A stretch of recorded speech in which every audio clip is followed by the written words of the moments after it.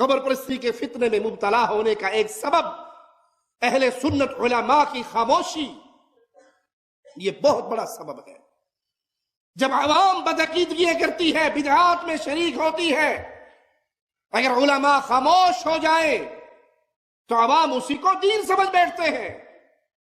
مگر نہ آپ یہ سفید داڑھی والے بزرگوں سے پوچھئے، کتنے سالوں پہلے 12 ربیع الاول جس کو جشن عید میلاد النبی کے نام سے یاد کیا جاتا ہے، کیا انڈیا میں اس کو 12 وفات کے نام سے نہیں جانا جاتا تھا؟ جشن عید میلاد النبی کا نام ہی نہیں تھا، 12 وفات کے نام سے یہ دن مشہور تھا۔ اور جب یہ تبدیل ہوا اہل بدعہ کی طرف سے، اس کو جشن اور عید کہا گیا، اور علماء نے خاموشی اختیار کی کہ انتشار نہ ہو، لڑائی نہ ہو، اختلاف نہ ہو۔ نتیجتاً وہ بدعت ایسے مشہور ہو گئی کہ اگر اس بدعتی جلوس کا اشتہار پھاڑ دیا جائے تو توہین رسالت کا کیس ہو جاتا ہے۔ انا للہ و انا الیہ راجعون۔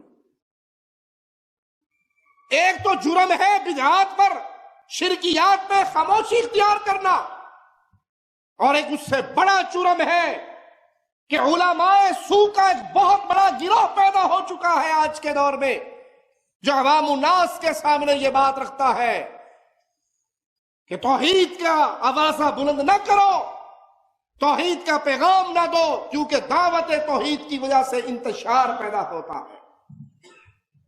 فضائل کی دعوت دو، روزے کے فضائل، حج کے فضائل، صدقات کے فضائل، قرآن پڑھنے کے فضائل، فضائل میں امت کو رکھو۔ عقیدے کی بات نہ کرو، توحید کی بات نہ کرو، ایمانیات کی بات نہ کرو۔ کیوں؟ جب یہ کہا جائے گا لا الہ الا اللہ، اللہ کے علاوہ کوئی داتا، مشکل کشا و حاجت روا، بگڑی بنانے والا اور رزق دینے والا، غریب نواز و بندہ پرور نہیں ہے الا اللہ، سوائے اللہ کے، تو انتشار ہو جائے گا۔ جنہوں نے مردوں کو داتا کہا ہے وہ ناراض ہوں گے، جنہوں نے مردوں کو مشکل کشا سمجھا وہ ناراض ہوں گے، لہذا توحید کی دعوت کو ہی چھوڑ دو۔ جب شرک اور بدعت کے پھیلنے پہ علماء اس طرح خاموش ہو جاتے ہیں تو عوام، جاہل عوام اس فتنے کے اندر مبتلا ہو جاتی ہے۔